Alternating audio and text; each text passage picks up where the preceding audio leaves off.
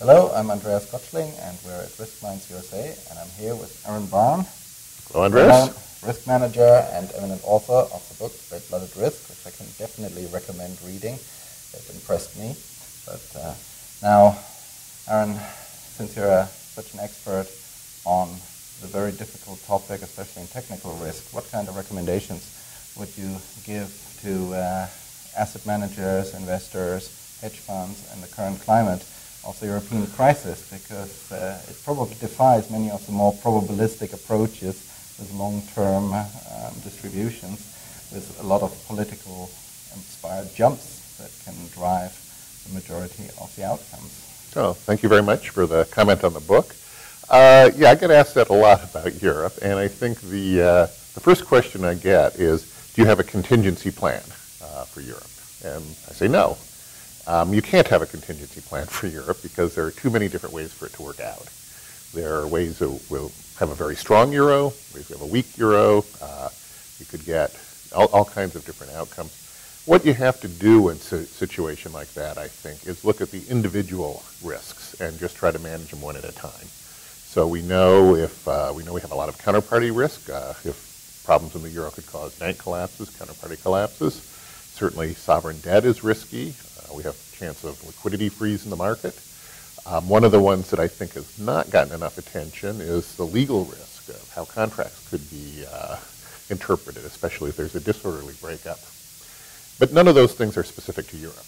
And I think it's dangerous to get too fixated on one thing. So what we try to say, okay, if Europe goes, we're going to have a counterparty exposure, so let's figure out what we can do about that. But let's look at our counterparty exposure all over the place.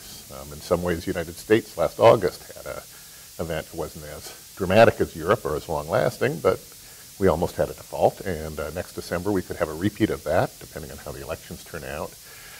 We certainly have that problem in many other countries in the world. So I think if you think of Europe as one problem, you're going to not do a good job of risk managing it. You just got to look at each part individually and then raise your eyes and say, it's not just Europe. These problems are really the same problems all developed governments have. And is there a way that you can offset that in a liquid trading environment, or is that something which you can only offset, let's say, in large block contractual type situations where you say you choose your counterparties according to the way you would say it's the least likely region that it comes from to default? How do you deal with that operationally? Yeah, and I think both of those can be deceptive strategies. Generally speaking, I'm very slow to hedge a risk. I think if you don't like a risk, don't take it. Taking it and hedging it is rarely the right answer. It does happen sometimes. Europe, extremely hard to hedge. One reason is it can play out so many different ways. You might say, well, I'm going to short euro, but there are situations that will work. You might say, I'm going to buy puts, Swiss franc euro, and that can kill you if the Swiss decide to fix the currency. Another reason it's kind of hard to hedge is that you're going to be dealing with counterparties who are going to be possibly have trouble paying you in the event it pays out. It's hard to find anybody in the world who's naturally who's a natural counterparty to that hedge. And if you're just paying somebody money to take the other side of the risk, that's a bad deal. If you have a natural counterparty, if there was somebody around who was going to make a lot of money if your euro falls apart, then I'd certainly be talking to them about something. And contractual sounds like a good thing. So you try to get out of the risk by just running your business in a way. Unfortunately, you can't do it. Europe's too big. Europe's too central to the financial institution. I would love to say, we're doing all of our trading with Australian banks. But actually, Australia, you've got some issues there too, especially commodity prices go down. But you can't do it. So you have to do it. The one thing I think you can do, a general purpose thing that is diversify. If you get fixated on one risk and you try to eliminate it to zero, you almost always take on more risk somewhere else. So you say, okay, if the French banks go, I'm going to get hurt, but a survivable amount. If the euro breaks up and it falls to 80 cents to the US dollar, I might lose some money, but I can survive. And if you do those things one at a time and make sure you're exposed to a lot of different risks, you have a much better chance of surviving than if you put every cent you have on the idea that, say, one particular country will never default or one particular bank will never have a problem. I think the most surprising development for me in recent months of the crisis was to read that the Swiss are actually considering capital controls. It is something which is not exactly the most obvious thing that came to mind, and it hasn't been around in Europe for some time. Is there something that got your attention too? It certainly did. When it's the Swiss, it's the one place where you could always count. I recall in the 1970s, the spaghetti westerns, they called them in the United States, were funded because people couldn't get their capital out of Italy and they had to find a business, and one thing they could do was film American westerns in Italy. And so we have a whole genre of that. I don't think we do westerns in Switzerland, so we'd have to figure out some other kind of movie that would work there. I guess spy thrillers maybe. And the degree of financial repression people are considering is kind of scary, and the governments that are doing it. Switzerland is one that you would think would be the last people to do it. UK is another. United States itself. Then when you go to the countries you more expect financial repression from Argentina, you see them rising to new levels of financial repression that we thought went out with the 19th century. Even Spain, in their the methods they use to nationalize the banks, are more aggressive than we would have expected from a European country in the 21st century. So that has to be the number one risk, I think, fallout risk, is the financial repression goes so far up. We could have capital controls, interest rate controls, restrictions on trading, nationalizations, whether compensated or uncompensated, and that's pretty scary.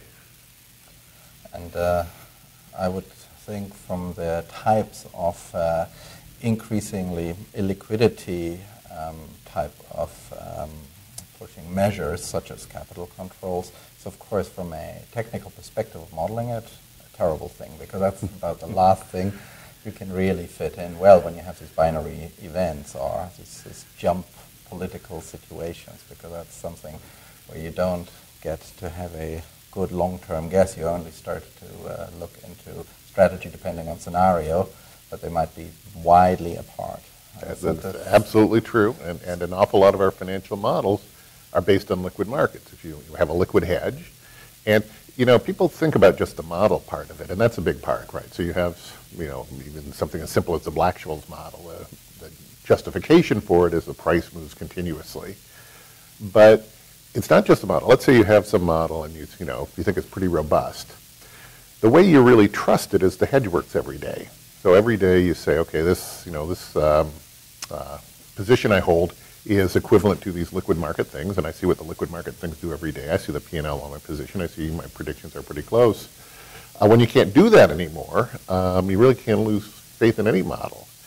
Now, I think it was really 2007 where August, September of 2007, where we learned the lesson, if we hadn't learned it already, that you got to be willing to hold your positions, and that is a tight constraint on leverage. It also has tremendous appeal. I have increasing affection for positions that self-liquidate. So, for example, if you take a position by buying options, well, the great thing about that is, when the option expires, it's gone. You don't need to find someone to buy it from you. And I'm increasingly dislike positions that don't self-liquidate, that can get into more and more, where you need a counterparty to get you out of it. So that's kind of a restructure, and I think that's probably true across the board. Everybody who's doing any kind of investing has to be doing that. That's interesting, because it's one thing, I say, it's a counterparty that gets you into it, because in the derivatives case, such as the self-liquidating assets, it will be a counterparty that gets you into it. And the other one, as in the fundamental stocks, bonds, and so on, you need a counterparty to get you out of it, unless, of course, it expires, such as in the bond case. But so the drive is now to the present time, i.e., I'd rather live with a counterparty that gets me into it, and then the position goes. You feel more comfortable with sort of, let's say, preponing the action with the counterparty as far as it's possible. Yep, and the other thing you do is you just can't use leverages freely, because leverage, if you hold a leveraged position, you almost are forced to manage it. If the position goes against you and you don't want to increase your risk in an uncontrolled manner, you have to take the position down. and levered illiquid assets are quite toxic. But when you go down the derivatives path, you still need to end up in the space where the counterparty still exists to pay up. Yes, we can always hope, although I tend to worry less about that. If we've got good collateral arrangements, now you do have the problem of an event risk that moves things more in a day than you can cover in the collateral call. And it's a pretty good guess that the day a major counterparty goes out of business, there are going to be some big moves. So you are going to take some hit there. So you're ever going to worry about the move to the central counterparties that are sort of proposed by regulation and forced upon your primary?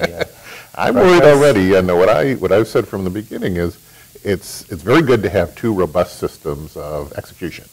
And I remember the crash of 1987, the stock market crash, where the public markets froze up. You couldn't get your broker on the phone. In those days, you actually had to get your broker on the phone to make a trade. In many cases, there was some electronic trading, but not nearly as much as today.